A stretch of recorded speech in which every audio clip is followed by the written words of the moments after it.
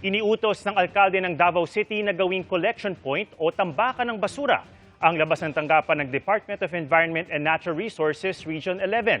Yan ay para raw makita ng ahensya ang problema sa basura na walang mapagdalhan dahil isinara ang landfill. Ang tugon ng DNR Region 11 tinutukan ni Janty Esteban ng GMA Regional TV. Nilalangaw na ang basurang nakatambak sa labas ng opisina ng Department of Environment and Natural Resources sa Davao City.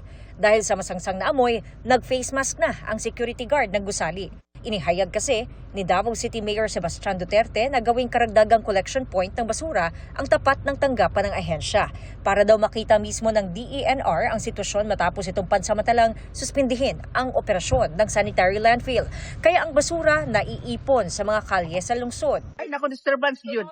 Kay mag-amoy naman siya. So dapat hakuton din na sa atong gobyerno. Mga call ba ipos kay lahi tanaw no. Matatandaang ipinatigil muna ng DENR 11 ang operasyon ng landfill sa New Carmen matapos itong gumuho noong May 20 kung saan 2 tao ang nasawi. Ginawa ang suspensyon ng operasyon para mabigyang daan ang slope stabilization at iba pang mga rekisitos na kailangang sundin. Ngunit katwiran ni Mayor Duterte, maaari naman daw ipagpatuloy ang pag-address sa mga issue kahit bukas ang landfill.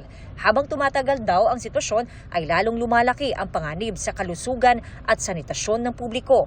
Niwala raw abiso kung hanggang kailan ito mananatiling sarado. Sa isang pahayag, sinabi ng DENR Region 11 na kinikilala nila ang pangangailangang maibalik agad ang operasyon ng landfill pero kailangan munang masigurong natupad ang lahat ng mga kailangang hakbang para na rin sa kaligtasan ng publiko at proteksyon ng kalikasan.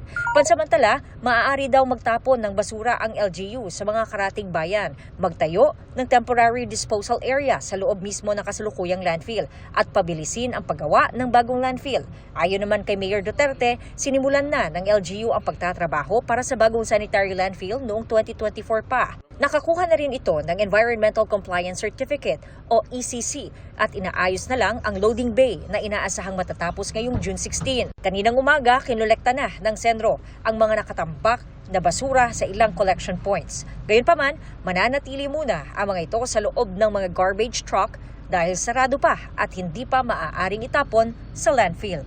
Mula sa GMA Regional TV, Janty Esteban, nakatutok 24 oras.